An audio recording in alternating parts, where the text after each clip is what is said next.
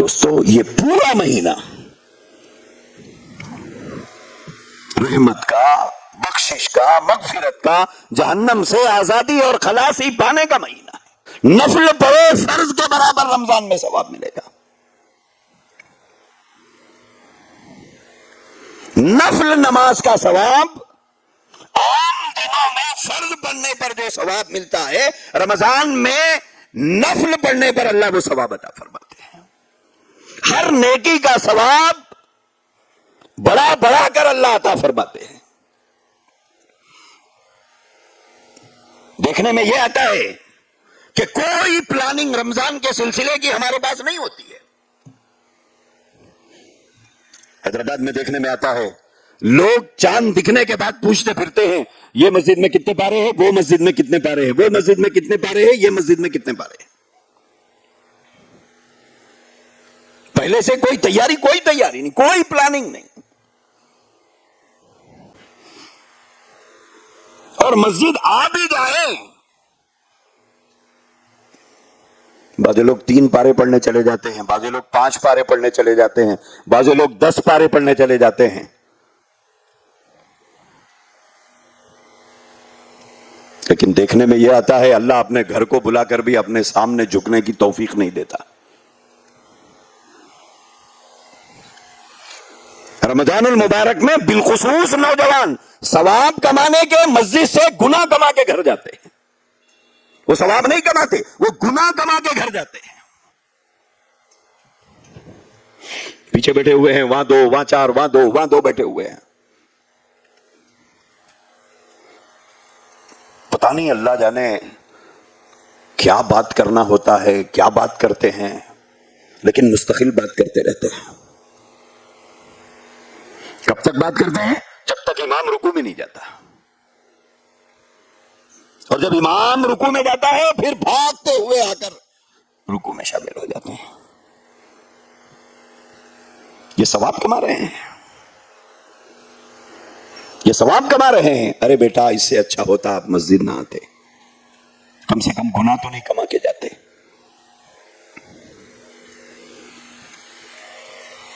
کتنے گناہ ہو جاتے ہیں۔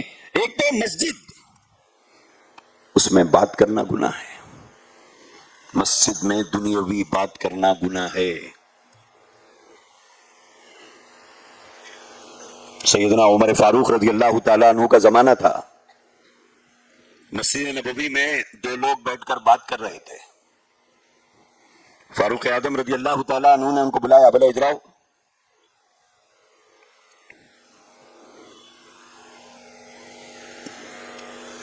چہرے دیکھ کے فرمایا کہ مدینے کے نہیں لگتے ہو؟ بولے ہاں نہیں، باہر کے لوگ ہیں ہم لوگ، مدینے کے نہیں ہیں ہم لوگ، باہر سے آئے ہیں۔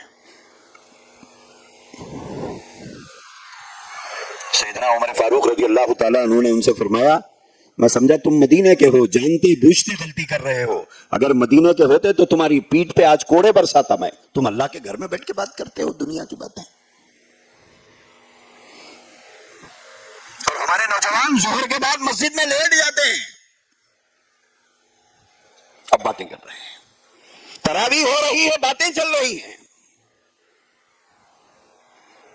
سب سے بڑا گناہ اللہ کے گھر میں بات کرنے کا ہے۔ کسی کو اجازت نہیں، چاہے وہ مسجد کا صدر ہو، سیکریٹری ہو، متولی ہو، گاؤں کا MLA ہو، کونسلر ہو، کوئی ترمخواہ ہو، اللہ کے گھر میں بلند آواز سے بات کرنے کی اجازت نہیں۔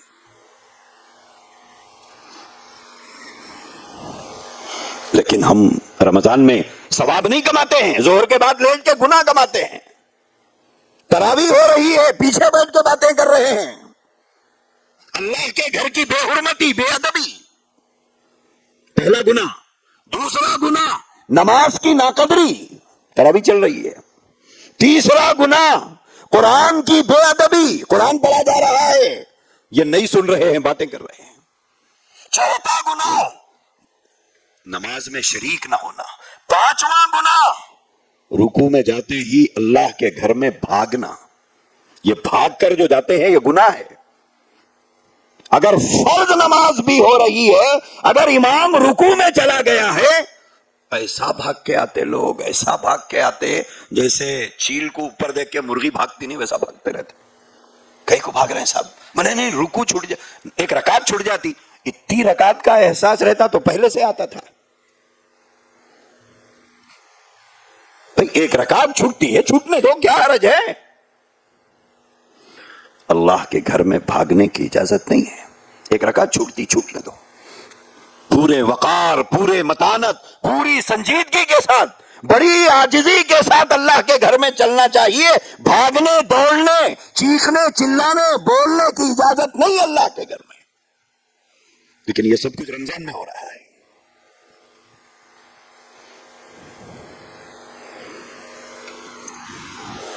ہم ثواب کماتے ہیں رمضان میں یا گناہ کماتے ہیں؟ دوستو اس کا لحاظ رکھو، اس کا بہت لحاظ رکھو. مسجد اللہ کا گھر ہے. اللہ کے نبی علیہ الصلوۃ والسلام نے فرمایا احب البلاد الی اللہ مساجدها وابغض البلاد الی اللہ اسواقها. آقا کریم علیہ الصلوۃ والسلام نے فرمایا روئے زمین پر اللہ کی پسندیدہ جگہ مسجد ہے. اتنی بڑی زمین اللہ نے بنائی ہے. آپ کے شہر کی جتنی زمین ہے، اتنی بڑی زمین میں صرف یہ ٹکڑا اللہ کو پسندیدہ ہے، باقی نہیں. وہ ٹکڑے جو مسجدیں، جس پر مسجد تعمیر ہوتی ہے، وہ اللہ کی پسندیدہ جگہ ہے. السلام علیکم ورحمۃ اللہ وبرکاتہ. قابل احترام غیور مسلمانوں، یہ مدرسہ تربیت البنات فلڈ کالونی نسپور منچریال تلنگانہ میں واقع ہے. اس مدرسے میں 5 سالہ عالمہ کورس، 2 سالہ تربیتی کورس کروایا جاتا ہے. ایک صاحب خیر نے مدرسے کے لیے زمین وقف کی. اس زمین پر مدرسے کے لیے 6 کلاس سے 5 ٹوائلٹس وغیرہ کا تعمیری کام جاری ہے، جس کا کل بجٹ اندازتاً اور تقریباً 10 لاکھ روپے ہوں گے. آپ حضرات سے گزارش ہے کہ اس مبارک مہینے میں کچھ نہ کچھ ضرور تعاون فرمائے. اگر نہ کر سکے تو کم از کم اس ویڈیو کو شیئر کر کے نیک کام میں اور ثواب میں ضرور حصہ لے. فجزاکم اللہ خیرا.